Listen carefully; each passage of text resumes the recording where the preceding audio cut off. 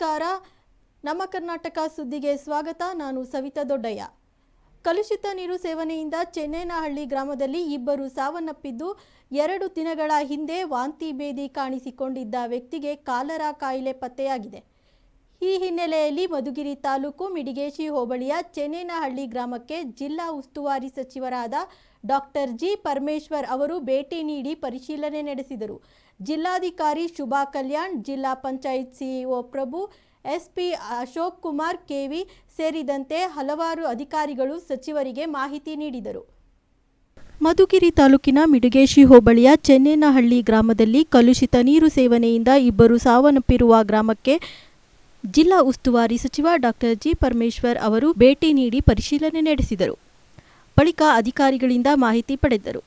ಘಟನೆಯಿಂದ ಮೃತಪಟ್ಟ ನಿಂಗಮ್ಮನವರ ಮನೆಗೆ ಭೇಟಿ ನೀಡಿ ಕುಟುಂಬದ ಸದಸ್ಯರಿಗೆ ಸಾಂತ್ವನ ಹೇಳಿ ಗ್ರಾಮದಲ್ಲಿ ಇರುವ ಆರೋಗ್ಯ ಶಿಬಿರಕ್ಕೆ ಭೇಟಿ ನೀಡಿ ವೈದ್ಯರಿಂದ ಹಾಗೂ ಸಾರ್ವಜನಿಕರಿಂದ ಮಾಹಿತಿ ಪಡೆದು ಎಲ್ಲ ರೀತಿಯ ಮುನ್ನೆಚ್ಚರಿಕೆ ಕ್ರಮ ಕೈಗೊಳ್ಳಲು ಆದೇಶಿಸಿ, ಸರ್ಕಾರ ಹಾಗೂ ನಾವುಗಳು ಸದಾ ನಿಮ್ಮ ಜೊತೆ ಇರುತ್ತೇವೆ ಎಂದು ಧೈರ್ಯ ತುಂಬಲಾಯಿತು. ಈ ಸಂದರ್ಭದಲ್ಲಿ ಸಚಿವರಾದ ಕೆಎನ್ ರಾಜಣ್ಣ, ಜಿಲ್ಲಾಧಿಕಾರಿಯಾದ ಶುಭಾ ಕಲ್ಯಾಣ್, ಜಿಲ್ಲಾ ಪಂಚಾಯತ್ ಮುಖ್ಯಾಧಿಕಾರಿಗಳಾದ ಪ್ರಭು, ಜಿಲ್ಲಾ ಪೊಲೀಸ್ ವರಿಷ್ಠಾಧಿಕಾರಿಯಾದ ಅಶೋಕ್, ಜಿಲ್ಲಾ ಹಾಗೂ ತಾಲೂಕು ಮಟ್ಟದ ಅಧಿಕಾರಿಗಳು, ಮುಖಂಡರು ಉಪಸ್ಥಿತರಿದ್ದರು.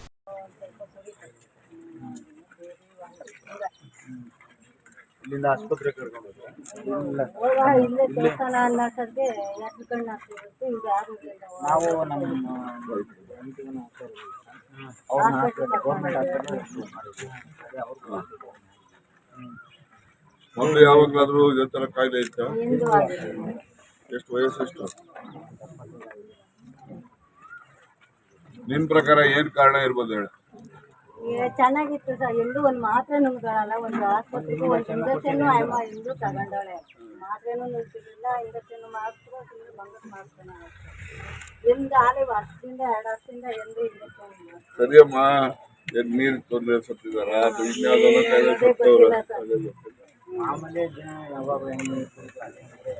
ನೀವು ಅದೇ ಕುಡ್ದಿದ್ಯಾ? ಅವನು ಅದೇ ಕುಡ್ದೈತೆ, ಅದು ಅದೇ ಕುಡ್ದೈತೆ? ಅದೇ ಬಂದಿದ್ದ ನೋಡೋಣ. ಇದೆಲ್ಲ ಸ್ವಲ್ಪ ಮೊದಲು ಎಲ್ಲರೂ ವಾಸಿ ಆಗ್ಲಿ, ಎಲ್ಲರೂ ರೋಗ ಎಲ್ಲ ಇವಾಗೆಲ್ಲ ಊರಿಗೆ ಬರ್ಲಿ. ಆಮೇಲಿಂದ ಯಾರ್ಯಾರ ಮನೆಗೆ ಸಾವಾಗಿದೆ, ಯಾವ ಕಾರಣಕ್ಕಾಗಿದೆ, ಅವ್ರಿಗೆ ಏನು ಸರ್ಕಾರದಿಂದ ಪರಿಹಾರ ಕೊಡಬೇಕು ಅದೆಲ್ಲ ಆಮೇಲೆ ನಿರ್ಣಯ ಮಾಡ್ತಾರೆ. ಧೈರ್ಯವಾಗಿರಿ. ಈ ಸದ್ಯಕ್ಕೆ ಇದೆ ಲೈಟ್ ಇಟ್ಟಿದ್ದಾರೆ ಮನೆಗೆ. ಇಲ್ಲಿ ಅಕ್ಕಪಕ್ಕ ಏನ್ ಬೇಕೋ ಎಲ್ಲ ಚರಂಡಿಗಳು ಎಲ್ಲ ಮಾಡ್ಕೊಡ್ತಾರೆ. ಇದ್ಯಾರ ಮನೆ ಇದೆ? ಆಯ್ತು, ಸ್ಯಾಂಕ್ಷನ್ ಆಗಿದೆ. GPS ಎಲ್ಲ ಆಗಿದೆಯಾ? GPS ಆಗಿದೆಯಾ? ಸರಿ ಆಯ್ತು. ಏನೇ ಇನ್ನು ಕೂಡ ಇದೆ, ಸರ್ಕಾರ ಇದೆ, ಡಾಕ್ಟರ್ ಇದ್ದಾರೆ, ನಾವಿದ್ದೀವಿ. ಧೈರ್ಯವಾಗಿರಿ. ಏನಮ್ಮ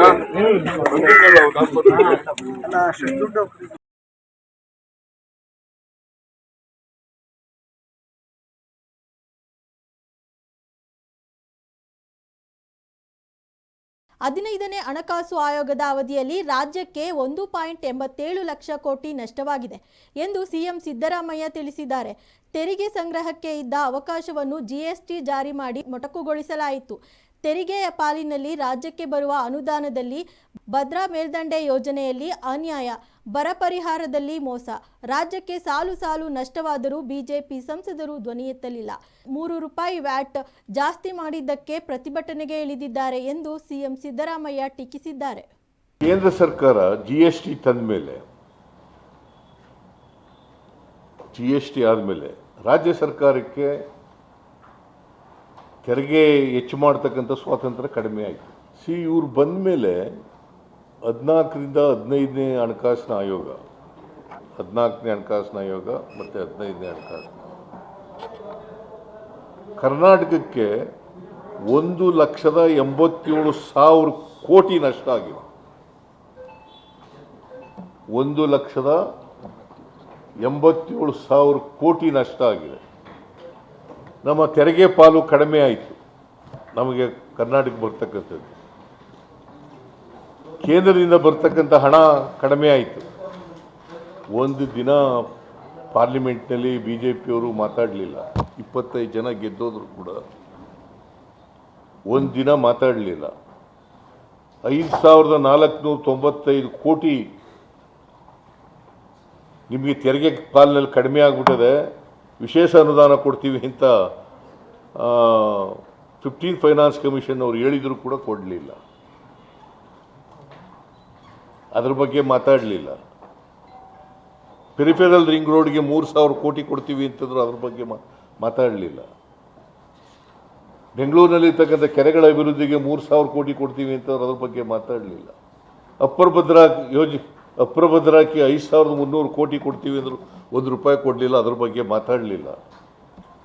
ಪೆಟ್ರೋಲ್ ಬೆಲೆ ಏರಿಕೆ ಆದಾಗ ಮಾತಾಡಲಿಲ್ಲ, ಡೀಸೆಲ್ ಬೆಲೆ ಏರಿಕೆ ಆದಾಗ ಮಾತಾಡಲಿಲ್ಲ, ಕ್ರೂಡ್ ಆಯಿಲ್ ಬೆಲೆ ಕಡಿಮೆ ಆದರೂ ಕೂಡ ಅಂತಾರಾಷ್ಟ್ರೀಯ ಮಾರ್ಕೆಟ್ನಲ್ಲಿ ಮಾತಾಡಲಿಲ್ಲ. ರಾಜ್ಯ ಸರ್ಕಾರಕ್ಕೆ ಬರಬೇಕಾದಂಥ ಹಣ ಬರದೇ ಹೋದಾಗಲೂ ಕೂಡ ಮಾತಾಡಲಿಲ್ಲ. ನಿರ್ಮಲಾ ಸೀತಾರಾಮನ್ ಬಜೆಟ್ನಲ್ಲಿ ಹೇಳಿದರು ಅಪ್ಪರ್ ಭದ್ರಾಕ್ಕೆ 5,300 ಕೋಟಿ ಕೊಡ್ತೀವಿ. ಬಸವರಾಜ ಬೊಮ್ಮಾಯಿ ಅವ್ರ ಬಜೆಟ್ನಲ್ಲೂ ಕೂಡ ಅದನ್ನೇ ರೀಟ್ರೇಟ್ ಮಾಡಿದರು, 5,300 ಕೋಟಿ ಕೊಡ್ತೀವಿ ಅಂತ. ಆಗಲೂ ಮಾತಾಡಲಿಲ್ಲ. ಯಾಕಂದರೆ ಇವರು ಈಗ ಕರ್ನಾಟಕ ಸರ್ಕಾರ ಎಂಥದ್ದು ಪಾಪರ್, ಈ ಪಾಪರ್ ಅಂದ್ರೆ ಗೊತ್ತಂತ ಅವರಿಗೆ. ಯಾರು ಪಾಪರ್ ಅಂತ ಡಿಕ್ಲೇರ್ ಮಾಡೋರು? ಹಾಂ, ಪಾಪರ್ ಅಂದ್ರೆ ಡೆಫಿನೇಷನ್ ಗೊತ್ತಾ ಅವನಿಗೆ, ಅಶೋಕನಿಗೆ? ನಾವು ಯಾವುದಾದ್ರು ಸಂಬಳ ನಿಲ್ಲಿಸಿದ್ದೀವ? ಯಾರ್ದಾದ್ರು ಸಂಬಳ ನಿಲ್ಲಿಸಿದ್ದೀವ? ಯಾವುದಾದ್ರೂ ಬಜೆಟ್ನಲ್ಲಿ ಹೇಳಿರ್ತಕ್ಕಂಥ ಗ್ರ್ಯಾಂಟ್ಗಳಿಗೆ ದುಡ್ಡು ಕೊಡದೆ ನಿಲ್ಲಿಸಿದ್ದೀವ? ಶಿರಾನಗರದ ಅಂಬೇಡ್ಕರ್ ಭವನದಲ್ಲಿ ಏರ್ಪಡಿಸಿದ್ದ ಬಿಜೆಪಿ ಜೆಡಿಎಸ್ ಕೃತಜ್ಞತಾ ಸಮಾವೇಶದಲ್ಲಿ ಚಿತ್ರದುರ್ಗ ಸಂಸದ ಗೋವಿಂದ ಕಾರಜೋಳ ಅವರಿಗೆ ಬಿಜೆಪಿ ಜೆಡಿಎಸ್ ಮುಖಂಡರು ಹಾಗೂ ಕಾರ್ಯಕರ್ತರು ಅದ್ದೂರಿ ಸ್ವಾಗತ ಕೋರಿದರು. ಶಿರಾ ತಾಲೂಕಿನ ಅಂಬೇಡ್ಕರ್ ಭವನದಲ್ಲಿ ಬಿಜೆಪಿ ಜೆಡಿಎಸ್ ಕೃತಜ್ಞತಾ ಸಮಾವೇಶ ಆಯೋಜಿಸಲಾಗಿತ್ತು. ಸಮಾವೇಶಕ್ಕೆ ಆಗಮಿಸಿದ ಚಿತ್ರದುರ್ಗ ಸಂಸದ ಗೋವಿಂದ ಕಾರಜೋಳ ಅವರಿಗೆ ಜೆಡಿಎಸ್ ಬಿಜೆಪಿ ಮುಖಂಡರು ಹಾಗೂ ಕಾರ್ಯಕರ್ತರು ಅದ್ದೂರಿ ಸ್ವಾಗತ ಕೋರಿದರು. ಸಮಾವೇಶವನ್ನು ಸಂಸದ ಗೋವಿಂದ ಕಾರಜೋಳ ಹಾಗೂ ಮೈತ್ರಿ ಪಕ್ಷದ ಮುಖಂಡರು ಉದ್ಘಾಟಿಸಿದರು. ಕಾರ್ಯಕ್ರಮ ಉದ್ಘಾಟಿಸಿ ಮಾತನಾಡಿದ ಗೋವಿಂದ ಕಾರಜೋಳ ಅವರು ಬಯಲುಸೀಮೆ ಪ್ರದೇಶವಾದ ತಾಲೂಕಿನ ಅಭಿವೃದ್ಧಿಗೆ ಶಕ್ತಿ ಮೀರಿ ಪ್ರಯತ್ನಿಸುತ್ತೇನೆ. ಭದ್ರಾ ಮೇಲ್ದಂಡೆ ಯೋಜನೆಗೆ ಮೀಸಲಿರುವ 5,300 ಕೋಟಿ ರು ಹಣ ಶೀಘ್ರದಲ್ಲಿ ಬಿಡುಗಡೆ ಮಾಡುತ್ತೇನೆ. ಕಾಡುಗೊಲ್ಲರಿಗೆ ಎಸ್ಟಿ ಮೀಸಲಾತಿ ಸೌಲಭ್ಯ, ಕುಂಚಿಟಿಗ ಸಮುದಾಯವನ್ನು ಕೇಂದ್ರ ಒಬಿಸಿ ಪಟ್ಟಿಗೆ ಸೇರಿಸಲು ಪ್ರಾಮಾಣಿಕ ಪ್ರಯತ್ನ ಮಾಡುತ್ತೇನೆ ಎಂದು ಹೇಳಿದರು. ಮಾಜಿ ಅಧ್ಯಕ್ಷ ಹಾಗೂ ತುಮಕೂರು ಹಾಲು ಒಕ್ಕೂಟದ ನಿರ್ದೇಶಕ ಎಸ್ಆರ್ ಗೌಡ ಮಾತನಾಡಿ, ಉತ್ತರ ಕರ್ನಾಟಕ ಭಾಗದಲ್ಲಿ ಅಭಿವೃದ್ಧಿ ಮಾಡಿ ಜನರ ಮನೆ ಮಾತಾಗಿರುವ ಗೋವಿಂದ ಕಾರಜೋಳ ಅವರು ನಮ್ಮ ಬಯಲು ಸೀಮೆ ಪ್ರದೇಶವನ್ನು ಅಭಿವೃದ್ಧಿಪಡಿಸುವಲ್ಲಿ ಯಶಸ್ವಿಯಾಗಲಿದ್ದಾರೆ ಎಂದು ತಿಳಿಸಿದರು.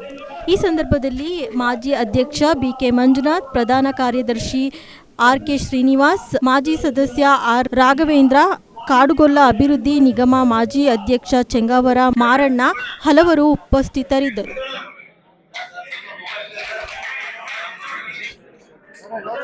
ಇವತ್ತು ನಾನು ಸಿದರಾ ಕ್ಷೇತ್ರಕ್ಕೆ ಬಂದದ್ದು ನಮ್ಮ ದುಡಿದಂಥ ಕಾರ್ಯಕರ್ತರಿಗೆ, ಪ್ರೀತಿ ವಿಶ್ವಾಸದಿಂದ ಮತ ನೀಡಿದಂಥ ಮತದಾರರಿಗೆ ಕೃತಜ್ಞತೆಗಳನ್ನು ಸಲ್ಲಿಸಲಿಕ್ಕೆ ಬಂದಿದ್ದೆ. ಆ ಕೆಲಸ ಇವತ್ತು ಮಾಡಿದ್ದೀನಿ. ನಾನು ಎರಡೂ ಪಕ್ಷದ ನಾಯಕರ ಜೊತೆಯಲ್ಲಿ ಕೂತ್ಕೊಂಡು ಮಾತಾಡಿ ನಮಗೆ ಏನೇನು ಮಾಡಲಿಕ್ಕೆ ಅವಕಾಶಗಳಿದ್ದಾವೆ, ನಮ್ಮದು ಒಟ್ಟಾರೆ ನೀರಾವರಿ ಕ್ಷೇತ್ರದಲ್ಲಿ ಹೆಚ್ಚಿನ ಅವಕಾಶ ಸಿಗಬೇಕು ಅಂತ ಆಸೆ ನಮ್ಮದು. ನೀರಾವರಿಯಿಂದನೇ ನಮ್ಮ ಹಳ್ಳಿಗಳ ಅಭಿವೃದ್ಧಿ, ರೈತರ ಅಭಿವೃದ್ಧಿ ಸಾಧ್ಯತೆ. ಯಾಕಂದರೆ ಸ್ವತಃ ನಾನು ಮಾಡಿ ಕಣ್ಣಾರೆ ಕಂಡಂಥವನು, ಆನಂದಿಸಿದಂಥವನು. ಅದು ಆಗಬೇಕು ಅಂತ ಮೊದಲನೇ ಆಸೆ. ಎರಡನೇದು, ಬಡವ್ರ ಮಕ್ಕಳಿಗೆ ಶಿಕ್ಷಣದ್ದು ವ್ಯವಸ್ಥೆ ಆಗಬೇಕು. ಕೂಲಿ ನಾಲಿ ಮಾಡ್ಲಿಕ್ಕೆ ಹೋಗ್ತಕ್ಕಂಥವ್ರ ಮಕ್ಕಳನ್ನ ಬಿಡಿಸಿ ತಂದೆ ತಾಯಿಗಳ ಜೊತೆಯಲ್ಲಿ ಕರ್ಕೊಂಡು ಹೋದ್ರಂದ್ರೆ ಅವ್ರ ಶಿಕ್ಷಣ ಆಗೋದಿಲ್ಲ. ಅದಕ್ಕಾಗಿ ಸರ್ಕಾರಿ ಶಾಲೆ ಕಾಲೇಜುಗಳು ಜಾಸ್ತಿ ಆಗಬೇಕು. ಆ ನಿಟ್ಟಿನಲ್ಲಿ ಪ್ರಯತ್ನವನ್ನು ಮಾಡ್ತೀನಿ. ಹೇಳಿದ್ನಲ್ಲ, ಭಾಷೆ ಬೇಜಾರೇನಿಲ್ಲ. ನಾನು ಯಾವತ್ತೂ ಬೇಜಾರು ಮಾಡ್ಕೊಳ್ದು. ನನ್ನ ಜೀವನದಲ್ಲಿ ನಿಮಗೆ ಗೊತ್ತಿರಲಿ, 7 MLA ಎಲೆಕ್ಷನ್ ಮಾಡೀನಿ. ಒಂದು ದಿನಾನು ನನಗೆ ಟಿಕೆಟ್ ಬೇಕಂತ ಹೋಗಿಲ್ಲ, ಅರ್ಜಿ ಕೊಟ್ಟಿಲ್ಲ. ನಾನು ಅವ್ರಿಗೆ ಕೇಂದ್ರ ಸರ್ಕಾರದ ಯಾವುದೇ ಸೌಲಭ್ಯಗಳು ಸಿಗ್ತಾ ಇಲ್ಲ ಅನ್ನೋದು ಬಹುದಿನಗಳ ಬೇಡಿಕೆ ಅದ. ನಾವು ಅದನ್ನು ಕೂಡ ದೇವೇಗೌಡರ ಸಾಹೇಬ್ರ ನೇತೃತ್ವದಲ್ಲಿ, ಕುಮಾರ್ ಅವ್ರ ನೇತೃತ್ವದಲ್ಲಿ, ಯಡಿಯೂರವ್ರ ನೇತೃತ್ವದಲ್ಲಿ ನಾವು ಪ್ರಾಮಾಣಿಕವಾದಂಥ ಪ್ರಯತ್ನ ಮಾಡಿ ಅವ್ರಿಗೆ ನ್ಯಾಯ ಕೊಡಿಸ್ತಕ್ಕಂಥ ಕೆಲಸ ಖಂಡಿತವಾಗಿಯೂ ಮಾಡ್ತೀವಿ. ಯಾಕಂದ್ರೆ ಏನಾಗಿದೆ, ರಾಜ್ಯದ ಪಟ್ಟಿನೇ ಬೇರೆ ಇದೆ ಹಿಂದುಳಿದದ್ದು, ಕೇಂದ್ರದ ಪಟ್ಟಿನೇ ಬೇರೆ ಇದೆ. ಅದನ್ನು ಸರಿಪಡಿಸ್ತಕ್ಕಂಥ ಕೆಲಸ ನಾವೆಲ್ಲರೂ ಕೂಡ ಮಾಡ್ತೀವಿ ಅಂತ ಈ ಸಂದರ್ಭದೊಳಗೆ ಹೇಳಲಿಕ್ಕೆ ಬಯಸ್ತೇನೆ. ಮತ್ತು ಅನೇಕ ಬೇಡಿಕೆಗಳನ್ನು ಇಟ್ಟಿದ್ದಾರೆ. ಭದ್ರಾ ಮೇಲ್ದಂಡೆ ಯೋಜನೆದು ನಾನೇ ನೀರಾವರಿ ಮಂತ್ರಿ ಇದ್ದಾಗ ಕೇಂದ್ರಕ್ಕೆ 3 ಸಾರಿ ಮೀಟಿಂಗ್ ಮಾಡಿಸಿ PIB ಮೀಟಿಂಗು ಕೂಡ ಆಗಿದೆ. PIB ಅಂದರೆ ಪಬ್ಲಿಕ್ ಇನ್ವೆಸ್ಟ್ಮೆಂಟ್ ಬೋರ್ಡ್ ಮೀಟಿಂಗು ಕೂಡ ಆಗಿದೆ. ಕ್ಯಾಬಿನೆಟ್ ಮುಂದೆ ಇದೆ. ಅದು ನ್ಯಾಷನಲ್ ಪ್ರಾಜೆಕ್ಟ್ ಆಗಬೇಕು ಅನ್ನೋ ಪ್ರಸ್ತಾವನೆ. ನ್ಯಾಷನಲ್ ಪ್ರಾಜೆಕ್ಟ್ ಎಲ್ಲರಿಗೂ ಒಂದು ವಿಷಯ ಗೊತ್ತಿರುತ್ತೆ. ನ್ಯಾಷನಲ್ ಪ್ರಾಜೆಕ್ಟ್ ಯಾಕೆ ಕೇಳ್ತೀವಿ ಅಂದ್ರೆ, ಯಾವುದೇ ಒಂದು ಯೋಜನೆ ಖರ್ಚು ವೆಚ್ಚ ಜಾಸ್ತಿ ಆದಾಗ ರಾಜ್ಯ ಸರ್ಕಾರ ಸ್ವತಂತ್ರವಾಗಿ ಮಾಡಲಿಕ್ಕೆ ಸಾಧ್ಯ ಆಗದೇ ಇದ್ದಂಥ ಸಂದರ್ಭದಲ್ಲಿ ಕೇಂದ್ರದ ನೆರವು ಪಡೆಯುವುದಕ್ಕಾಗಿ ನಾವು ಕೇಂದ್ರದ ಪುರಸ್ಕೃತ ಯೋಜನೆ ಅಂತೇಳಿ ಪ್ರಸ್ತಾವನೆಯನ್ನು ಕಳಿಸಿರ್ತೀವಿ. ಈಗಾಗಲೇ ಕ್ಲಿಯರೆನ್ಸ್ ಆಗಿದೆ. ಏನಂದರೆ 5,300 ಕೋಟಿ ಬಜೆಟ್ನಲ್ಲಿ ಇಟ್ಟಿದ್ದಾರೆ. ಅದು ನ್ಯಾಷನಲ್ ಪ್ರಾಜೆಕ್ಟ್ ಆಗಬೇಕು ಅನ್ನೋ ಪ್ರಸ್ತಾವನೆ ಕ್ಯಾಬಿನೆಟ್ ಸೆಕ್ಷನ್ಗೆ ಹೋಗಿ ನಿಂತದ್ದು. ಅದನ್ನು ನಾವೆಲ್ಲ ಬೆನ್ನತ್ತಿ ಮಾಡಿಸ್ತಕ್ಕಂಥ ಕೆಲಸ ಮಾಡ್ತೀವಿ. ನಮಗಿನ್ನೊಂದು ಸ್ವಲ್ಪ ಸಹಾಯನೂ ಆಯಿತು. ಯಾಕಂದರೆ ಸೋಮಣ್ಣವರೇ ಜಲಶಕ್ತಿ ನೀರಾವರಿ ಮಂತ್ರಿ ಆದದ್ರಿಂದ ಅವ್ರ ಉಪಯೋಗನೂ ನಾವು ಮಾಡಿಕೊಂಡು ಅದನ್ನು ಮಾಡಿಸುವಂಥ ಕೆಲಸ ಮಾಡೋಣ ಈ ಸಂದರ್ಭದೊಳಗೆ. ಬಹಳ ವರ್ಷಗಳಿಂದ ಈ ಭಾಗದ ಜನ ರೈಲನ್ನು ಕಂಡಿಲ್ಲ. ನಾವು ಬರೀ KSRTC ಬಸ್ ಅಷ್ಟೇ ನಮಗೆ ಸೀಮಿತ. ನಮ್ಮ ಯುವಕರು ಯಾರು ಕೂಡ ಬೆಂಗಳೂರು ನಗರಕ್ಕೆ ಹೋಗಕ್ಕೆ ಆಗ್ತಾ ಇಲ್ಲ ರೈಲಿನಲ್ಲಿ. ಸೊ ಆ ರೀತಿಯಾಗಿ ತುಮಕೂರು, ಚಿತ್ರದುರ್ಗ, ದಾವಣಗೆರೆ ರೈಲು ಮಾರ್ಗ ಏನಿದೆ ನೆನೆಗೆ ಬಿದ್ದಿದ್ದು ಆಮೆಗತಿಯಲ್ಲಿ ಸಾಗುತ್ತಿರುವ ರೈಲ್ವೆ ಮಾರ್ಗ ಕಾಮಗಾರಿಯನ್ನ ತ್ವರಿತಗೊಳಿಸಿ ತಮ್ಮ ಹಾಗೂ ಸನ್ಮಾನ್ಯ ಪ್ರಧಾನಮಂತ್ರಿಗಳಾದ ಶ್ರೀ ಮೋದಿಜಿಯವರ ಅವಧಿಯಲ್ಲಿ ಪೂರ್ಣಗೊಳಿಸಿ ನಿಮ್ಮ ಅವಧಿಯಲ್ಲಿ ಉದ್ಘಾಟನೆಯಾಗಬೇಕೆಂದು ಕೋರುತ್ತೇವೆ. ಭದ್ರಾ ಮೇಲ್ದಂಡೆ ಯೋಜನೆ ಯಾವ ನಿರೀಕ್ಷೆಯಾಗಿ ನಮ್ಮ ರೈತಾಪಿ ವರ್ಗ ಇದ್ದಾರೆ, ಶಿರಾ ಮತ್ತು ಈ ಭಾಗದ ಚಿತ್ರದುರ್ಗ ಭಾಗದ ಜನ 5,300 ಕೋಟಿ ಏನು ಹಿಂದಿನ ಸರ್ಕಾರ ನಿಗದಿ ಮಾಡಿದೆ, ಅದಕ್ಕೆ ಸಂಬಂಧಿಸಿದಂತೆ ರಾಜ್ಯ ಸರ್ಕಾರದ ಪಾಲೇನಿದೆ, ಕೇಂದ್ರ ಸರ್ಕಾರದ ಪಾಲೇನಿದೆ. ತಾವು ಅನುಭವಗಳಿದ್ದೀರಿ. ಎರಡೂ ಸರ್ಕಾರಗಳ ಜೊತೆ ಸಮನ್ವಯ ಮಾಡಿ 5,300 ಕೋಟಿ ರೂಪಾಯಿಗಳನ್ನು ಕೂಡಲೇ ಬಿಡುಗಡೆ ಮಾಡಿಸಿ ನಮ್ಮ ಶಿರಾ ತಾಲೂಕಿನ ಮತ್ತೆ ಚಿತ್ರದುರ್ಗ ಭಾಗದ, ತುಮಕೂರು ಭಾಗದ ಎಲ್ಲ ಕೆರೆಗಳನ್ನು ನೀರು ತುಂಬಿಸುವಂತ ಕೆಲಸ ಆಗಬೇಕು. ಇನ್ನು ಮೂರನೇದಾಗಿ ಎತ್ತಿನಹೊಳೆ ಯೋಜನೆ ರಾಷ್ಟ್ರೀಯ ಯೋಜನೆಗೆ ಸೇರ್ಪಡೆ ಮಾಡೋದಕ್ಕೆ ತಾವು ಕ್ರಮ ಕೈಗೊಳ್ಳಬೇಕು. ನಂಜುಂಡಪ್ಪ ವರದಿಯಂತೆ ಚಿತ್ರದುರ್ಗ ಲೋಕಸಭಾ ಕ್ಷೇತ್ರದ ಎಲ್ಲ ತಾಲೂಕುಗಳು ಅತ್ಯಂತ ಹಿಂದುಳಿದ ತಾಲೂಕುಗಳಾಗಿದ್ದಾವೆ. ಇಲ್ಲಿ ಹೊಸ ರೈತರಿಗೆ ಇನ್ನೂ ಕೂಡ ಸುಮಾರು ಜನ ವಸತಿ ರೈತರಿದ್ದಾರೆ. ಅವ್ರಿಗೆಲ್ಲರೂ ಕೂಡ ಮನೆ ಕೊಡಿಸುವಂತ ಕೆಲಸ ಆಗಬೇಕು. ರೈತರ ಅನುಕೂಲಕ್ಕಾಗಿ ತಾವು ಬೆಳೆದಂತ ಬೆಳೆ, ತರಕಾರಿ, ಹಣ್ಣು ಹಂಪಲುಗಳನ್ನು ಶೇಖರಣೆ ಮಾಡಲು ಶಿರಾ APMC ಯಾರ್ಡ್ನಲ್ಲಿ ಒಂದು ಕೋಲ್ಡ್ ಸ್ಟೋರೇಜ್ ನಿರ್ಮಾಣ ಆಗಬೇಕು. ಹಾಗೆ ಕಾಡುಗೊಲ್ಲ ಸಮುದಾಯಕ್ಕೆ ST ಮೀಸಲಾತಿ ಕಲ್ಪಿಸುವ ಕಡತ ಈಗಾಗಲೇ ಮಾತಾಡ್ತಕ್ಕಂಥೆಲ್ಲ ಮುಖಂಡ್ರೆ ಗೋವಿಂದರಾಜ ಕಾರಜೋಳ ಸಾಹೇಬರ ಬಗ್ಗೆ ಗೊತ್ತಿದೆ. ಯಾಕೆಂದ್ರೆ ರಾಜ್ಯದಲ್ಲಿ ಅವರು ಅನೇಕ ಬಾರಿ ರಾಜ್ಯವನ್ನು ಆಳ್ತಕ್ಕಂಥ ಜನ ಅವರು ಮತ್ತು ಅಭಿವೃದ್ಧಿ ಅಧಿಕಾರಿಗಳು. ಇಲ್ಲಿ ರಾಜ್ಯದ ಉಪಮುಖ್ಯಮಂತ್ರಿಯಾಗಿ, ಜಲಸಂಪನ್ಮೂಲ ಮಂತ್ರಿಯಾಗಿ ಮತ್ತು PWD ಸಮಾಜದ ಅನೇಕ ಕಾರ್ಯಕ್ರಮಗಳ ಇಲಾಖೆಗಳಲ್ಲಿ ಅವರು ಕಾರ್ಯನಿರ್ವಹಿಸತಕ್ಕಂಥ ಅನುಭವ ಇದೆ. ಮತ್ತು ಹಿಂದೆ ಅವರ ಕ್ಷೇತ್ರದಲ್ಲಿ ಮುರುಘಾ ಕ್ಷೇತ್ರ ಬಾಗಲಕೋಟೆ ಒಂದು ಬರಪೀಡಿತ ಪ್ರದೇಶ ಅದು. ಆ ಜಾಗದಲ್ಲಿ ಅವರು ಅಭಿವೃದ್ಧಿಯನ್ನು ಮಾಡಿ ಅಭಿವೃದ್ಧಿ ಏನಂತ ತೋರಿಸ್ಕೊಂಡೆ ಮತ್ತು ಏಕೈಕ ಹೇಳ್ತಾರೆ ಅಂದ್ರೆ ಕಾರಜೋಳ ಸಾಹೇಬರು. ಯಾಕಂದ್ರೆ ಕಾರಜೋಳ ಸಾಹೇಬರಿಗೆ ನಾವೇನೇ ಹೆಚ್ಚಿಗೆ ಹೇಳಕ್ಕಾಗಲ್ಲ. ಯಾಕಂದ್ರೆ ಅವ್ರು ಯಾವಾಗಲೂ ಒಂದು ಅಭಿವೃದ್ಧಿ ಚಿಂತೆ ಮಾಡ್ತಕ್ಕಂಥವ್ರು, ಕಾರ್ಯಕರ್ತರ ಬಗ್ಗೆ ಮತ್ತೆ ಎಲ್ಲಾ ಪಕ್ಷದ ಮುಖಂಡರ ಬಗ್ಗೆ ಚಿಂತನೆ ಮಾಡತಕ್ಕಂಥ ವ್ಯಕ್ತಿ ಅವರು. ಕೇವಲ 15 ದಿವಸದಲ್ಲಿ ಬಂದು ನಮ್ಮನ್ನ ಅವರು ಭೇಟಿ ಮಾಡಿದ್ರು ಸಹ ನಾವೆಲ್ಲರೂ ಶಿರಾ ತಾಲೂಕು ಮತ್ತು ಪಾವಗಡ, ಚಿತ್ರದುರ್ಗ ಜಿಲ್ಲೆ ಅನೇಕ ಓಟ್ಗಳನ್ನ ಕೊಟ್ಟವ್ರನ್ನ ಗೆಲ್ಲಿಸಿದೀವಿ. ನಮ್ಮ ವಿರೋಧ ಪಕ್ಷದವರು ಗ್ಯಾರಂಟಿ ತರ ಸೋಲ್ತೀರ ನಾವೆಲ್ಲ ಅಂತ ಹೇಳಿದ್ರೆ ಯಾವಾಗಲೂ ನಮಗೆ ಟೀಕೆ ಮಾಡೋರು ಜಯಣ್ಣವ್ರೆ. ನಾವೇನಪ್ಪ ಎರಡೋ ಪಕ್ಷದಲ್ಲೇ ಈ ತರ ಅಭ್ಯರ್ಥಿಗಳಾಗಿ ಎರಡೋ ಪಕ್ಷದ ಮುಖಂಡರು ಸೇರಿ, ಎರಡೋ ಪಕ್ಷದ ಓಟ್ಗಳು ಸೇರಿ ನಾವು ಸೋಲ್ತೀವಿ ಅಂತ ನಮ್ಗೆ ಚಿಂತೆಗೀಡಾಗಿತ್ತು ನಮ್ಗೆ ಈ ಕ್ಷೇತ್ರದಲ್ಲಿ. ಏನ್ರಿ ಜಯಣ್ಣರೇ, ನಮ್ಮನ್ನ ಯಾವಾಗ ನೀವು ಸೋಲ್ತೀರಾ ಅಂತ ನಮಗೂ ಕೇವಲ 3 ದಿವಸದಲ್ಲಿ ನಮಗೂ ಸ್ವಲ್ಪ ಡೌಟ್ ಇತ್ತು. ನಾವೆಲ್ಲರಿಗೂ ಫೋನ್ ಮಾಡಿ ಚರ್ಚೆ ಮಾಡ್ತಿದ್ವಿ, ಏನಾಗೈತಿ ಎತ್ತಾಯ್ತಂತ ಚರ್ಚೆ ಮಾಡಿ. ಮಧುಗಿರಿ ತಾಲೂಕಿನ ಮಿಡಿಗೇಶಿ ಹೋಬಳಿಯ ಚೆನ್ನೇನಹಳ್ಳಿ ಗ್ರಾಮದಲ್ಲಿ ಕಲುಷಿತ ನೀರು ಸೇವನೆಯಿಂದ ಇಬ್ಬರು ಸಾವನ್ನಪ್ಪಿರುವ ಗ್ರಾಮಕ್ಕೆ ಜಿಲ್ಲಾ ಉಸ್ತುವಾರಿ ಸಚಿವ ಡಾಕ್ಟರ್ ಜಿ ಪರಮೇಶ್ವರ್ ಅವರು ಭೇಟಿ ನೀಡಿ ಪರಿಶೀಲನೆ ನಡೆಸಿದರು. ಬಳಿಕ ಅಧಿಕಾರಿಗಳಿಂದ ಮಾಹಿತಿ ಪಡೆದರು. ಮಧುಗಿರಿ ತಾಲೂಕಿನ ಮಿಡಿಗೇಶಿ ಹೋಬಳಿಯ ಚೆನ್ನೇನಹಳ್ಳಿ ಗ್ರಾಮದಲ್ಲಿ ಕಲುಷಿತ ನೀರು ಸೇವನೆಯಿಂದ ಇಬ್ಬರು ಸಾವನ್ನಪ್ಪಿರುವ ಗ್ರಾಮಕ್ಕೆ ಗೃಹ ಸಚಿವ ಡಾಕ್ಟರ್ ಜಿ ಪರಮೇಶ್ವರ್ ಹಾಗೂ ಉಸ್ತುವಾರಿ ಸಚಿವ ಕೆಎನ್ ರಾಜಣ್ಣ ಭೇಟಿ ನೀಡಿ ಪರಿಶೀಲನೆ ನಡೆಸಿದರು.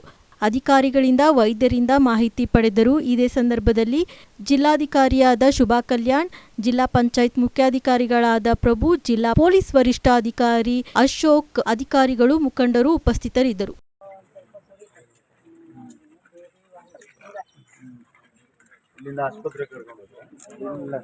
ಇಲ್ಲೇ ದೇವಸ್ಥಾನ ಅನ್ನೋಕ್ಕೆ ಯಾಕೆ ಕಣ್ಣು ಹಾಕ್ತಿರುತ್ತೆ ಈಗ ಯಾರು ನಾವು ನಮ್ಮ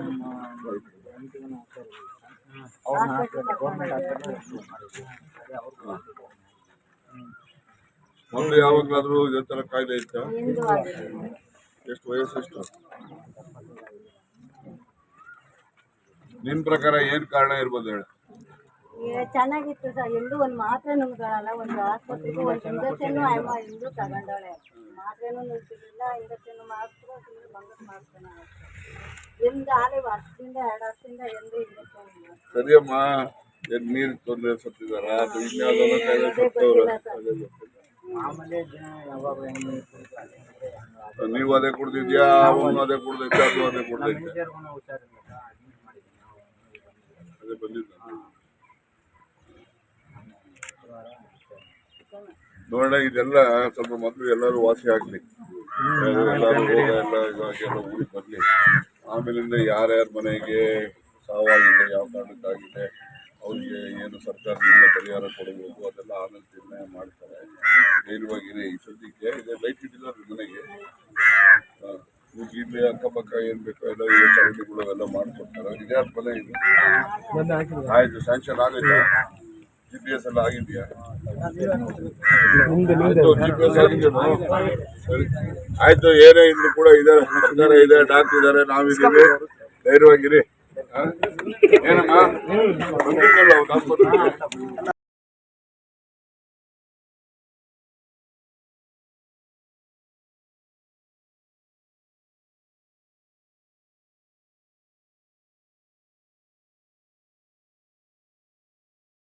ಸತತ 3 ಬಾರಿ ಆಗ್ನೇಯ ಶಿಕ್ಷಕರ ಕ್ಷೇತ್ರದಿಂದ ಗೆಲುವು ಕಂಡಿದ್ದ ಬಿಜೆಪಿ ಜೆಡಿಎಸ್ ಅಭ್ಯರ್ಥಿ ವೈ.ಎ. ನಾರಾಯಣಸ್ವಾಮಿ ಈ ಬಾರಿ ಕಾಂಗ್ರೆಸ್ ಅಭ್ಯರ್ಥಿ ಡಿ.ಟಿ. ಶ್ರೀನಿವಾಸ್ ವಿರುದ್ಧ ಸೋಲು ಕಂಡ ನಂತರ ತುಮಕೂರಿನಲ್ಲಿ ಮಾಧ್ಯಮದವರೊಂದಿಗೆ ಮಾತನಾಡಿದರು. ಸತತ 3 ಬಾರಿ ಆಗ್ನೇಯ ಶಿಕ್ಷಕರ ಕ್ಷೇತ್ರದಿಂದ ಗೆಲುವು ಕಂಡಿದ್ದ ಬಿಜೆಪಿ ಜೆಡಿಎಸ್ ಅಭ್ಯರ್ಥಿ ವೈ.ಎ. ನಾರಾಯಣಸ್ವಾಮಿ ಈ ಬಾರಿ ಕಾಂಗ್ರೆಸ್ ಅಭ್ಯರ್ಥಿ ಡಿ.ಟಿ. ಶ್ರೀನಿವಾಸ್ ವಿರುದ್ಧ ಸೋಲು ಕಂಡ ನಂತರ ತುಮಕೂರಿನಲ್ಲಿ ಮಾಧ್ಯಮದವರೊಂದಿಗೆ ಮಾತನಾಡಿದರು. ತುಮಕೂರಿನ ಭದ್ರಮ್ಮ ಚೌಟ್ರಿಯ ಬಿಜೆಪಿ ಕಚೇರಿಯಲ್ಲಿ ನಡೆದ ಸುದ್ದಿಗೋಷ್ಠಿಯಲ್ಲಿ ಮಾತನಾಡಿದ ಅವರು, 20 ವರ್ಷದಿಂದ ಆಗ್ನೇಯ ಶಿಕ್ಷಕರ ಕ್ಷೇತ್ರದಲ್ಲಿ ಕೆಲಸ ಮಾಡಿದ್ದೇನೆ. ಸೋತಾಗ ಕುಗ್ಗಬಾರದು, ಗೆದ್ದಾಗ ಹಿಗ್ಗಬಾರದು. ಜಾತಿ ಮತ ವರ್ಗವನ್ನು ಮೀರಿ ನಾನು ಸೇವೆ ಸಲ್ಲಿಸಿದ್ದೇನೆ. ಶಿಕ್ಷಕರ ಸಂಬಳ, ಶಾಲೆಗಳ ಬೆಳವಣಿಗೆಗೆ ಶ್ರಮಿಸಿದ್ದೇನೆ ಎಂದರು. ಈ ಸಂದರ್ಭದಲ್ಲಿ ಶಾಸಕ ಜ್ಯೋತಿ ಗಣೇಶ್, ಕಾರ್ಯಕರ್ತರು ಹಾಜರಿದ್ದರು. ಮಾಧ್ಯಮ ಮಿತ್ರರೇ, ಸ್ನೇಹಿತರೆ, ಆಗ್ನೇಯ ಶಿಕ್ಷಕ ಕ್ಷೇತ್ರಕ್ಕೆ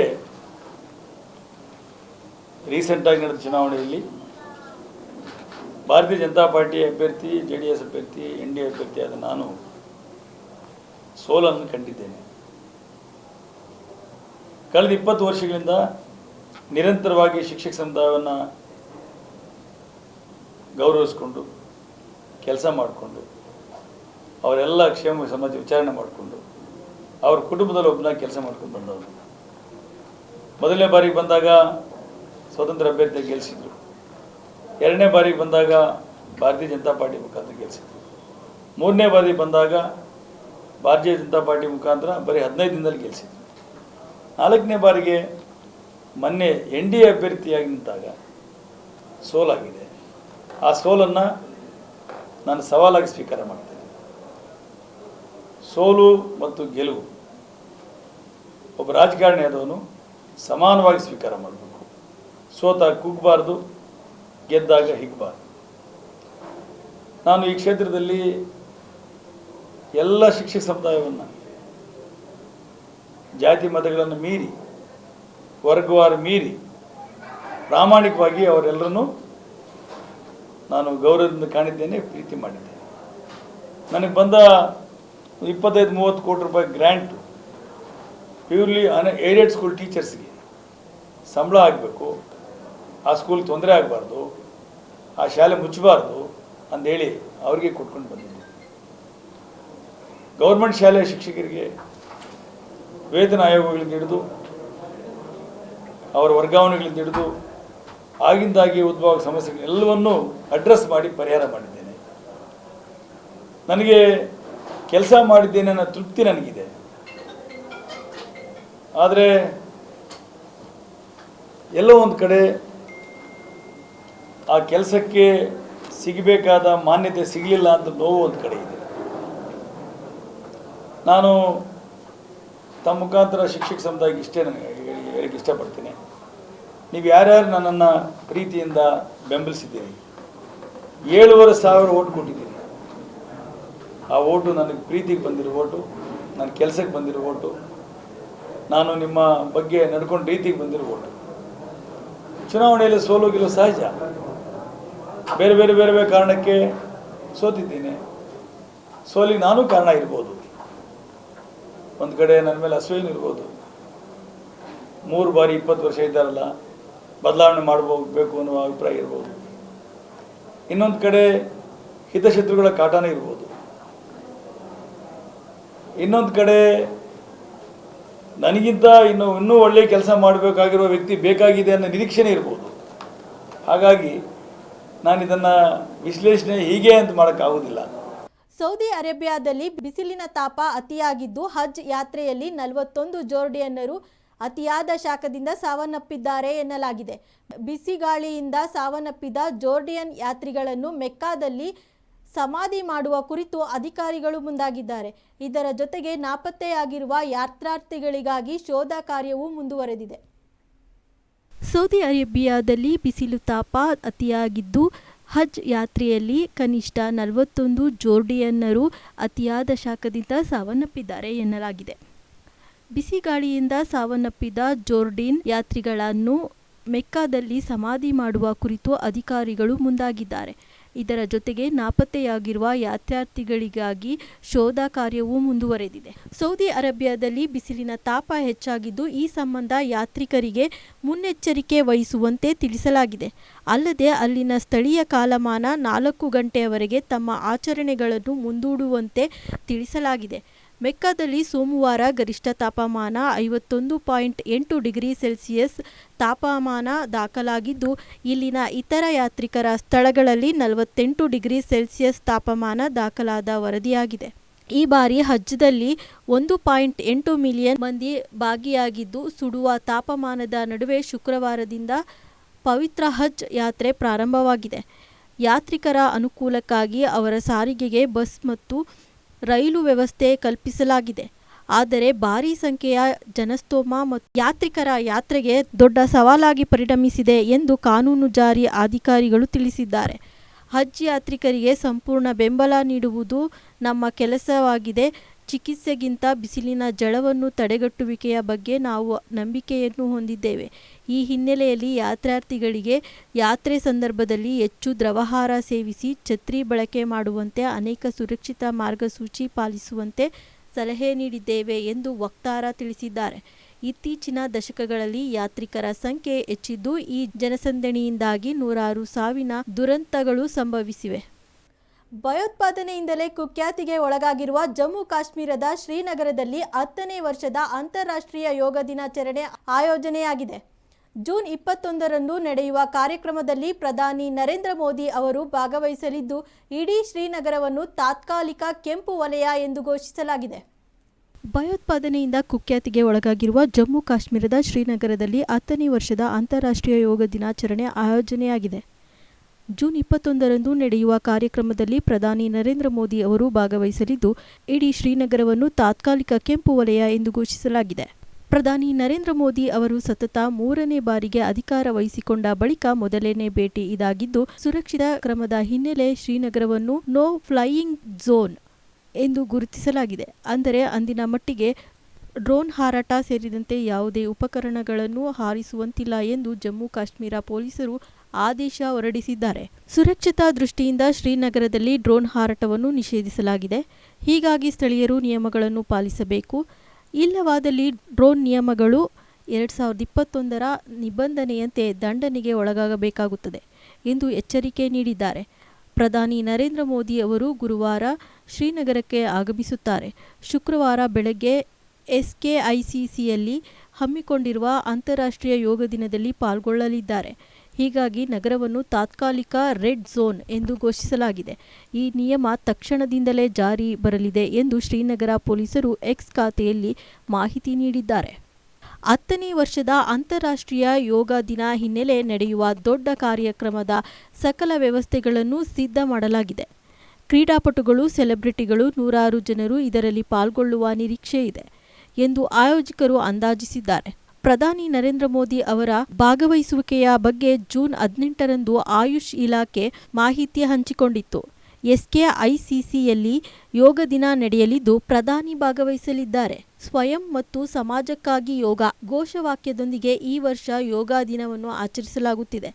ದೇಶದ 41 ವಿಮಾನ ನಿಲ್ದಾಣಗಳಿಗೆ ಬಾಂಬ್ ಬೆದರಿಕೆ ಹಾಕಿದ ಘಟನೆ ಮಂಗಳವಾರ ನಡೆದಿದೆ. ಇದರಿಂದ ಕೆಲವೆಡೆ ವಿಮಾನಗಳ ಹಾರಾಟ ವಿಳಂಬವಾಗಿದೆ. ಎಲ್ಲ ವಿಮಾನಗಳ ತಪಾಸಣೆ ಬಳಿಕ ಇದೊಂದು ಹುಸಿ ಬಾಂಬ್ ಬೆದರಿಕೆ ಎಂದು ಗೊತ್ತಾಗಿದೆ. ಬಳಿಕ ಸಂಚಾರ ಯಥಾಸ್ಥಿತಿಯಲ್ಲಿ ಮುಂದುವರೆದಿದೆ. ವಾರಣಾಸಿ, ಚೆನ್ನೈ, ಪಾಟ್ನಾ ಮತ್ತು ಜೈಪುರ ಸೇರಿದಂತೆ 41 ವಿಮಾನ ನಿಲ್ದಾಣಗಳಿಗೆ ಬಾಂಬ್ ಬೆದರಿಕೆ ಹಾಕಿದ ಇಮೇಲ್ಗಳನ್ನು ಆಯಾ ವಿಮಾನ ನಿಲ್ದಾಣದ ಕಂಟ್ರೋಲ್ ರೂಮ್ಗಳಿಗೆ ಕಳುಹಿಸಲಾಗಿದೆ. ಇದರಿಂದ ತಕ್ಷಣವೇ ಕಾರ್ಯಪ್ರವೃತ್ತರಾದ ಅಧಿಕಾರಿಗಳು ಗಂಟೆಗಟ್ಟಲೆ ಶೋಧ ಕಾರ್ಯಾಚರಣೆ ನಡೆಸಿದರು. ಯಾವುದೇ ಸ್ಫೋಟಕ ವಸ್ತುಗಳು ಪತ್ತೆಯಾಗಿಲ್ಲ ಎಂದು ಅಧಿಕಾರಿಗಳು ತಿಳಿಸಿದ್ದಾರೆ. ಇಮೇಲ್ ಐಡಿಯಿಂದ ಮಧ್ಯಾಹ್ನ 12:40ರ ಸುಮಾರಿಗೆ ಸಂದೇಶ ರವಾನಿಸಲಾಗಿದೆ. ವಿಮಾನ ನಿಲ್ದಾಣದಲ್ಲಿ ಸ್ಫೋಟಕಗಳನ್ನು ಇಡಲಾಗಿದೆ. ಬಾಂಬ್ಗಳು ಶೀಘ್ರದಲ್ಲೇ ಸ್ಫೋಟಗೊಳ್ಳುತ್ತವೆ. ನೀವೆಲ್ಲರೂ ಸಾಯುತ್ತೀರಿ ಎಂದು ಬರೆಯಲಾಗಿತ್ತು. ಈ ಸಂದೇಶವುಳ್ಳ ಇಮೇಲ್ ಎಲ್ಲ ವಿಮಾನ ನಿಲ್ದಾಣಗಳಿಗೆ ಕಳುಹಿಸಲಾಗಿದೆ. ಲೋಕಸಭಾ ಚುನಾವಣೆ ಫಲಿತಾಂಶ ಪ್ರಕಟವಾದ ನಂತರ ಮೊದಲ ಬಾರಿಗೆ ವಾರಣಾಸಿಗೆ ನರೇಂದ್ರ ಮೋದಿ ಅವರು ಮಂಗಳವಾರ ಭೇಟಿ ನೀಡಿದರು. ಇದರ ಬೆನ್ನಲ್ಲೇ ಬಾಂಬ್ ಸ್ಫೋಟ ಬೆದರಿಕೆ ಹಾಕಲಾಗಿತ್ತು. KNR ಎಂಬ ಆನ್ಲೈನ್ ಗುಂಪು ಈ ಹುಸಿ ಬೆದರಿಕೆ ಇಮೇಲ್ಗಳನ್ನು ಕಳಿಸಿದ್ದನ್ನು ಅಧಿಕಾರಿಗಳು ಪತ್ತೆ ಮಾಡಿದ್ದಾರೆ. ಇದೇ ಗುಂಪು ಮೇ 1ರಂದು ದೆಹಲಿಯ ಹಲವಾರು ಶಾಲೆಗಳಿಗೆ ಇಮೇಲ್ ಮಾಡಿ ಸ್ಫೋಟಕ ಬೆದರಿಕೆ ಹಾಕಿತ್ತು. ತಮಿಳುನಾಡಿನ ಚೆನ್ನೈ ವಿಮಾನ ನಿಲ್ದಾಣಕ್ಕೂ ಬಾಂಬ್ ಬೆದರಿಕೆ ಬಂದ ಹಿನ್ನೆಲೆಯಲ್ಲಿ ಇಡೀ ನಿಲ್ದಾಣವನ್ನು ಸ್ಫೋಟ ಪತ್ತೆ ದಳ ತಪಾಸಣೆ ನಡೆಸಿತ್ತು. ಇದರಿಂದ ಮುಂಬೈಗೆ ಹೊರಟಿದ್ದ 286 ಪ್ರಯಾಣಿಕರಿದ್ದ ವಿಮಾನ ವಿಳಂಬವಾಗಿ ಹಾರಾಟ ಕಂಡಿತ್ತು. ಶೋಧದ ಬಳಿಕ ಯಾವುದೇ ಸ್ಫೋಟ ವಸ್ತುಗಳು ಸಿಗದ ಹಿನ್ನೆಲೆ ಅಧಿಕಾರಿಗಳು ಅನುಮತಿ ನೀಡಿದ ಬಳಿಕ ವಿಮಾನ ದುಬೈನತ್ತ ಹಾರಿತು. ಇದೇ ರೀತಿ ರಾಜಸ್ಥಾನದ ಜೈಪುರ್, ಮಹಾರಾಷ್ಟ್ರ, ಮುಂಬೈ, ಬಿಹಾರದ ಪಾಟ್ನಾ, ಉತ್ತರ ಪ್ರದೇಶದ ವಾರಣಾಸಿ ಸೇರಿ 41 ವಿಮಾನ ನಿಲ್ದಾಣಗಳಿಗೆ ಒಂದೇ ಬಾಂಬ್ ಸ್ಫೋಟದ ಇಮೇಲ್ ರವಾನೆ ಮಾಡಲಾಗಿದೆ. ಭದ್ರತಾ ಏಜೆನ್ಸಿಗಳು ವಿಮಾನಗಳ ಸಂಪೂರ್ಣ ಶೋಧನೆ ನಡೆಸಿವೆ. ಪಾಟ್ನಾ ವಿಮಾನ ನಿಲ್ದಾಣದ ನಿರ್ದೇಶಕ ಅಂಚಲ್ ಪ್ರಕಾಶ್ ಮಾತನಾಡಿ, ಜಯಪ್ರಕಾಶ್ ನಾರಾಯಣ್ ಅಂತಾರಾಷ್ಟ್ರೀಯ ವಿಮಾನ ನಿಲ್ದಾಣದ ಜೊತೆಗೆ ಇತರೆ 41 ವಿಮಾನ ನಿಲ್ದಾಣಗಳಿಗೆ ಇಮೇಲ್ ಮೂಲಕ ಬಾಂಬ್ ಬೆದರಿಕೆ ಬಂದಿತ್ತು. ಬಳಿಕ ತಪಾಸಣೆ ನಡೆಸಲಾಗಿದ್ದು ಇದು ಹುಸಿ ಬೆದರಿಕೆ ಎಂದು ತಿಳಿದು ಬಂದಿತ್ತು ಎಂದು ಅಧಿಕಾರಿಗಳು ತಿಳಿಸಿದ್ದಾರೆ. ಗುಬ್ಬಿ ನಗರದಲ್ಲಿರುವ ಬಸ್ ನಿಲ್ದಾಣವನ್ನು ಉನ್ನತೀಕರಿಸುವ ಸಲುವಾಗಿ ಇಂದು KSRTC ನಿಗಮದ ಅಧಿಕಾರಿಗಳು ಹಾಗೂ ನಾನು ಜಂಟಿಯಾಗಿ ಬಸ್ ನಿಲ್ದಾಣವನ್ನು ವೀಕ್ಷಣೆ ಮಾಡಿದ್ದೇವೆ. ಮುಂದಿನ ಬಜೆಟ್ನಲ್ಲಿ ಬಸ್ ನಿಲ್ದಾಣ ಉನ್ನತೀಕರಣಕ್ಕೆ ಕ್ರಮ ವಹಿಸಲಾಗುವುದು ಎಂದು ಶಾಸಕ ಹಾಗೂ KSRTC ನಿಗಮದ ಅಧ್ಯಕ್ಷ SR ಶ್ರೀನಿವಾಸ್ ತಿಳಿಸಿದರು. ಗುಬ್ಬಿ ಪಟ್ಟಣದ ಬಸ್ ನಿಲ್ದಾಣಕ್ಕೆ ಅಧಿಕಾರಿಗಳೊಂದಿಗೆ ಭೇಟಿ ಮಾಡಿ ವೀಕ್ಷಣೆ ಮಾಡಿದ ನಂತರ ಮಾಧ್ಯಮದೊಂದಿಗೆ ಮಾತನಾಡಿದ SR ಶ್ರೀನಿವಾಸ್, ಈಗಿರುವ ಬಸ್ ನಿಲ್ದಾಣವನ್ನು ತೆರವುಗೊಳಿಸಿ ಅಂಗಡಿ ಮಳಿಗೆ ಮುಂಭಾಗಕ್ಕೆ ಹಾಗೂ ಮತ್ತೊಂದು ಬದಿಯಲ್ಲಿ ಅಂಗಡಿ ಮಳಿಗೆಯನ್ನು ಮಾಡುವ ಸಲುವಾಗಿ ಇಂದು ನಿಗಮದ ಎಂಜಿನಿಯರ್ ಭೇಟಿ ನೀಡಿ ಸ್ಥಳ ವೀಕ್ಷಣೆ ಮಾಡಿ ಕಾಮಗಾರಿಯನ್ನು ಮಾಡುವ ಬಗ್ಗೆ ನೀಲಿ ನಕ್ಷೆಯನ್ನು ತಯಾರು ಮಾಡಿರುತ್ತಾರೆ. ಈ ನಿಟ್ಟಿನಲ್ಲಿ ಮುಂಬರುವ ಬಜೆಟ್ನಲ್ಲಿ ಬಸ್ ನಿಲ್ದಾಣ ಹಾಗೂ KSRTC ಡಿಪೋ ನಿರ್ಮಾಣಕ್ಕೆ ಕ್ರಮ ವಹಿಸಲಾಗುವುದು ಎಂದು ತಿಳಿಸಿದರು. ಈ ಸಂದರ್ಭದಲ್ಲಿ ಪಟ್ಟಣ ಗ್ರಾಮ ಪಂಚಾಯಿತಿಯ ಸದಸ್ಯರು ಹಾಗೂ ಕೆಎಸ್ಆರ್ಟಿಸಿ ನಿಗಮದ ಅಧಿಕಾರಿ ವರ್ಗದವರು, ಕಾಂಗ್ರೆಸ್ ಮುಖಂಡರು, ಕಾರ್ಯಕರ್ತರು ಹಾಜರಿದ್ದರು.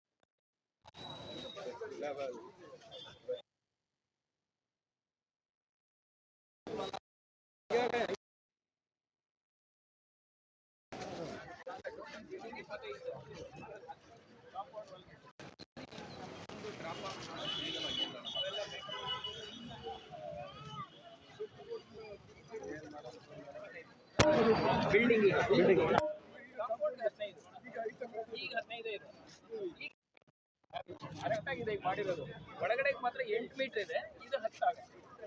ನೆಕ್ಸ್ಟ್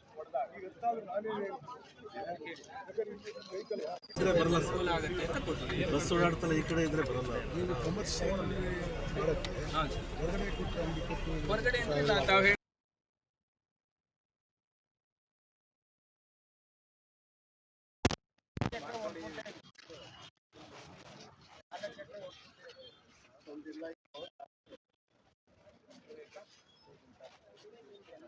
ಪ್ರಾಣಿ ತಕೊಂಡಿದ್ದಾರೆ.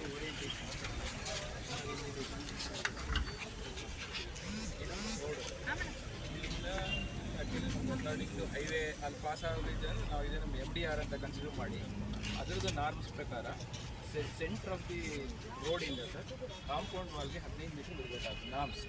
ಬಿಲ್ಡಿಂಗಿಗೆ 25 ಮೀಟರ್ ಇರುತ್ತೆ. ಸೊ ಅದ್ರ ಪ್ರಕಾರ ಇಲ್ಲಿ 15 ಮಾಡಿಕೊಂಡು ಇಲ್ಲಿ ಇಟ್ಕೊಂಡು ಇದು ಮೇನ್ ಎಡ್ಜ್ ಬರುತ್ತೆ.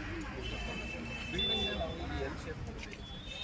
ಈಗ ಅಂಗಡಿ ಈಗ ಆಟೋ ಇದೆಯಲ್ಲ ಸರ್, ಆ ಆಟೋ ಇರೋದನ್ನು ಆಸಿಟಿ ಸಿಕ್ಕೊಂಡು ಅದನ್ನೇನು ಮಾಡಿಲ್ಲ. ಆಟೋಯಿಂದ ಈ ಕಡೆಗೆ ಇಲ್ಲಿ ಓಪನಿಂಗ್ ಇದೆ, ಅದು ಹಾಗೆ ಇಟ್ಕೊಂಡಿದೆ, ಅಲ್ಲೇ ಬರುತ್ತೆ.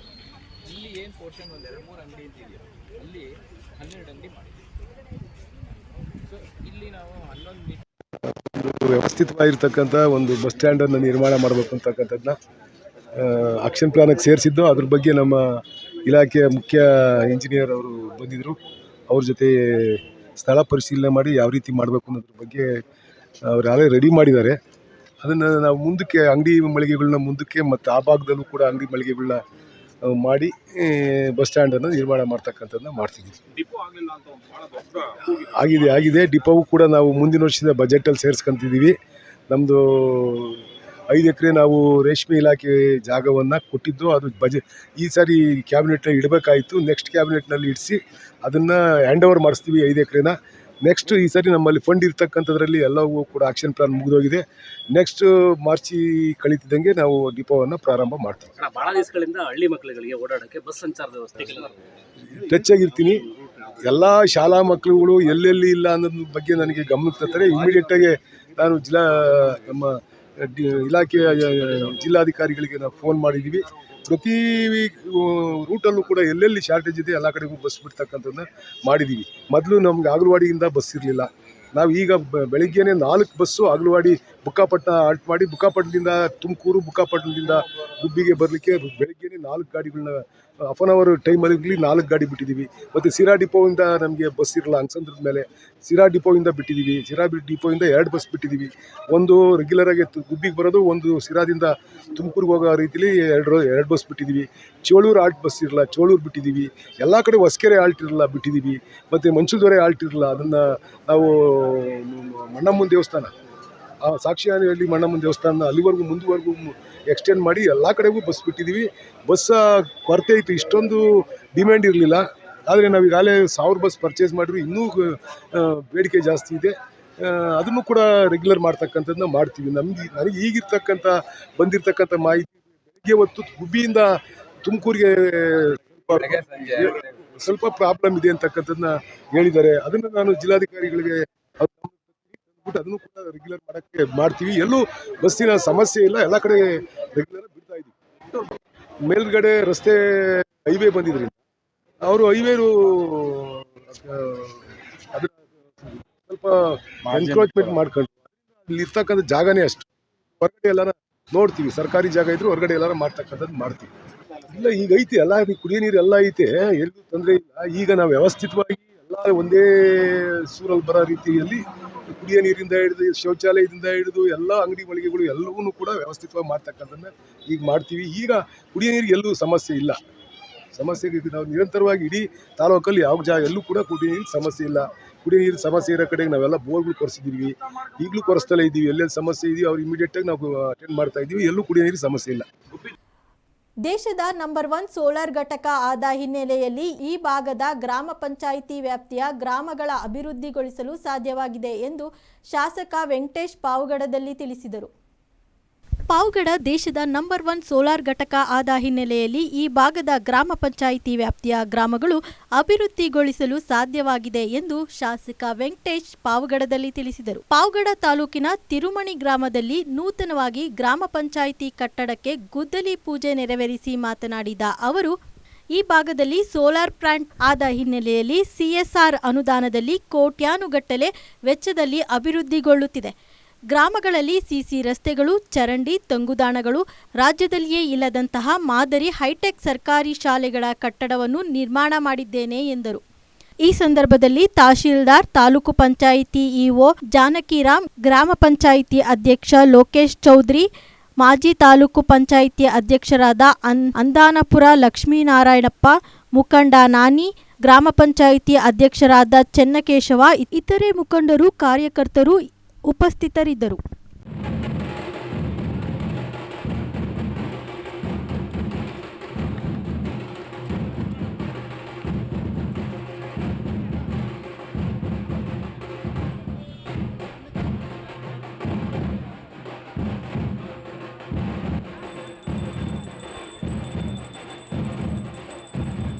ತಂಗಿಯರೇ, ಅಣ್ಣ ತಮ್ಮಂದಿರೇ, ವೇದಿಕೆ ಮೇಲೆ ಆಸೀನರಾದಂಥ